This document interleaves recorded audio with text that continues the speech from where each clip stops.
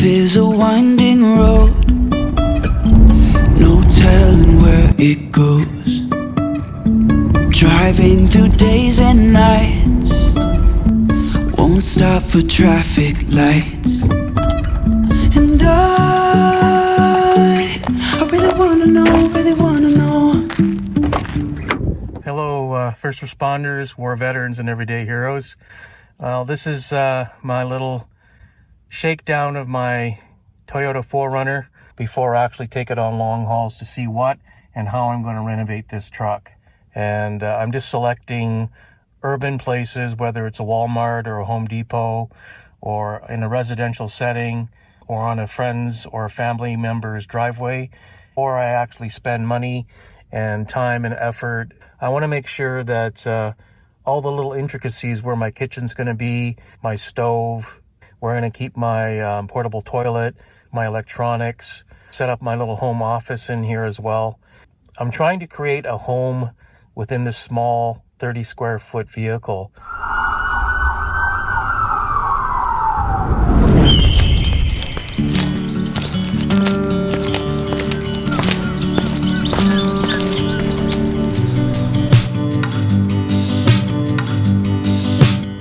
I'm in a Walmart parking lot right now. There's a van to the right of me, and to the left of me is a motorhome. I guess I'm the last one to get here. It's after midnight. Most everybody was out of the parking lot and parked the vehicle in what I think is a well-lit, safe place. I have the windows blacked out with WeatherTech Reflectix custom fit window dressings that were donated. Totally dark in here, totally stealth. You can't look in. Other than my cargo box on top of my roof, it just looks like a vehicle that's parked in a parking lot.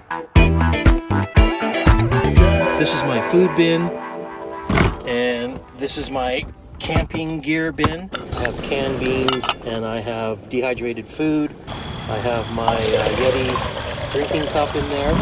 It's not stocked with a lot of food because I'm only going to be doing this for a couple nights, and then taking notes and measuring stuff, and then going to Home Depot and purchasing things that I need to kit out my truck. I have two attics. I have a cargo box as an attic, and I have this mesh hammock that holds my pillows and clothesline there, and then there's a little portable lamp that rotates 360 degrees so I can use for reading.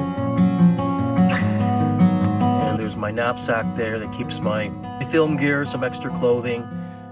I'm going to acknowledge some everyday heroes. Firstly, I'd like to thank my friend and former paramedic partner of 8 years, Phil, who has single-handedly put together my vehicle. You are my hero and mentor, and I appreciate everything you have done for me for this vehicle and in my life. And he's also involved his very talented, mechanically inclined son, who is helping out putting together the electronics and the heating system, my diesel heater and my lithium battery electronics. Thank you to Brian for your wisdom and your knowledge and great advice. I also like to thank my friend Mark, who donated the diesel heater. And if you follow Jeffy Bear and Van City Van Life Chrome and Sharing the Wild and the Lady with the Cat on YouTube, all these van lifers, well, Mark was single-handedly involved in donating a diesel heater to Jeffy Bear. Mark's one of those guys that continually, quietly helps out and pays for it, and he's truly an everyday hero. And of course, I'd like to thank my family and friends and the strangers, the countless strangers, the everyday heroes who have helped me put together this vehicle. Without your help, this dream, this adventure would never happen. And the last person I like to thank is Foresty Forest. A lot of people follow Foresty Forest for his adventures. I follow Foresty Forest for the person that I think he is. He's just a good soul, and he is very humble. He has always reached out to me and checks in on me once in a while and follows my little Instagram and my little YouTube channel and gives me the quiet support that I need to know that I'm on the right path. So thank you to Foresty Forest. And without further ado, I'm going to show you a video of my nomadic adventures of stealth camping at Walmarts and Home Depots and people's driveways, so that I could shake down my vehicle and decide where everything would go, how I would design my vehicle, to find out where I want to put my shelving, my diesel heater, my lithium battery, my electronics, storage, designing my vehicle to a home on wheels, designing my SUV into rooms, attic, storage, kitchen, bathroom facilities, office, and bedroom, of course. And I hope you'll stick around and join me as a wandering warrior, as a Ronin on trail.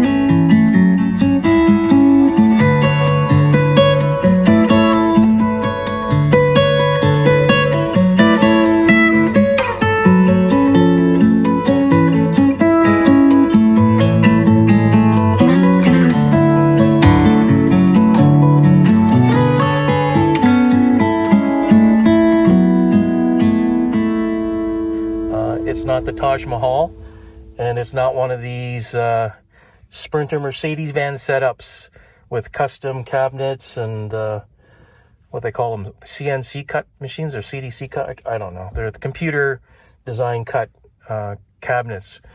I'm not sleeping in a van. This is not a big vehicle. I can sit up in this without banging my head on the roof. I purposely put my mattress on the level with the floor. It's only a 4-inch mattress, and I'm 5'9.5" or so. My bed folds into a trifold, so I can actually fold it into like a lounge chair. I can rest it against the passenger seat, and I can sit up like as if I'm sitting on a lounge chair, and I'll use that as a setup for my desk area for working on my YouTube videos or writing or whatever.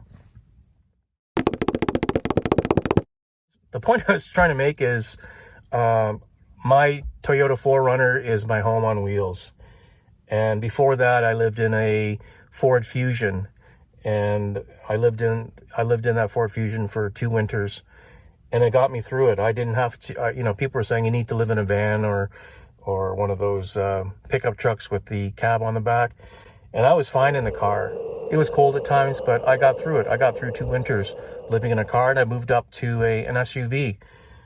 So if you're thinking about the nomad life, a simplistic life, urban camping, rural camping, getting out on the road, exploring and adventures, if you have a car, if you have a van, you have a truck, use what you have and try it for a night or two. In the United States, they call it BLM land, Bureau of Land Management. I believe that's what the acronym is for. And that's free camping. In Canada, they call it Crown Land. Where I live in southern Ontario, which is near Toronto, You have to drive 3 to 4 hours just to find Crown land. There are conservation areas, but they are mandated and protected, and they are patrolled fairly often, and then you'll get fined and you might even get towed away. So other places like British Columbia and Alberta have free campsites that you can go to that you don't have to go very far away. So I don't have the luxury of just driving down the street and camping. I have to be very specific. I have to do a lot of grunt work and drive around to find out where I can find places to enjoy nature. Like most other van lifers and SUV lifers and overlanders, car campers, I use the iOverlander app, and it helps me find urban camping and free camping places. I find that very handy. If you watch other YouTubers like Chrome from Van City Van Life, he prefers to find places where there's commercial buildings on one side and maybe an apartment building on the other. I hope to show you a couple of places, at least where I live in Southern Ontario, that it is possible and feasible to safely stay in the rural setting and find the places that you need to find where you feel comfortable and safe. I have the right vehicle, and it's the right time for me to actually embrace the nomadic lifestyle. But I do feel safe in this vehicle, and it's my home, and I treat it like a home. I drive this vehicle like my home. It's a place where I can be quiet and get small, or be creative and explore in. I guess what I'm trying to say is, whether you have a car or a truck or a van or an SUV, just go out for a night or two. Or even ask a family member or friend, hey, can I park on your driveway and camp?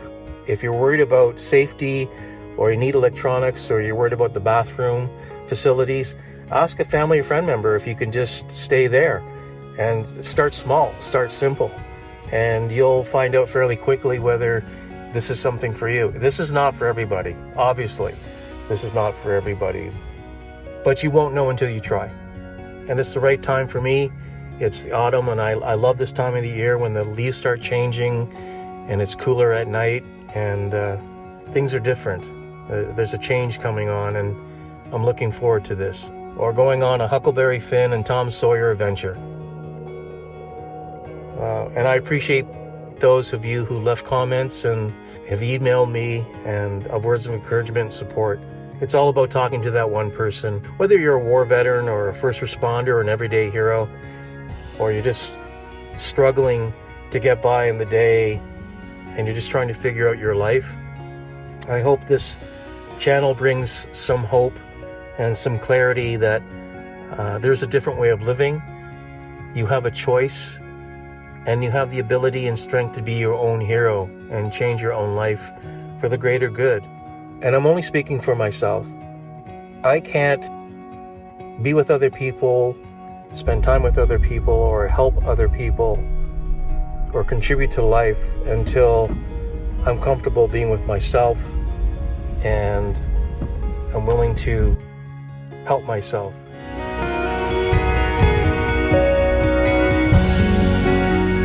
And I'll see you in the morning. Grab something from Walmart, support them for allowing me to stay in their parking lot. Okay, good night.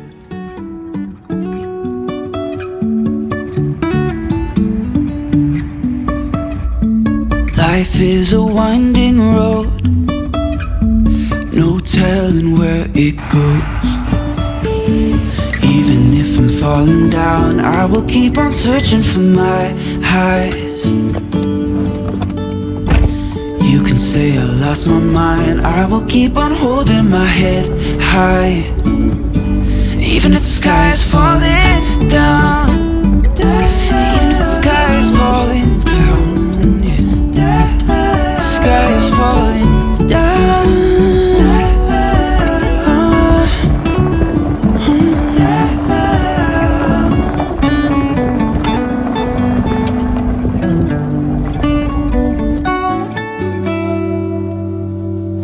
Even if the sky is falling down.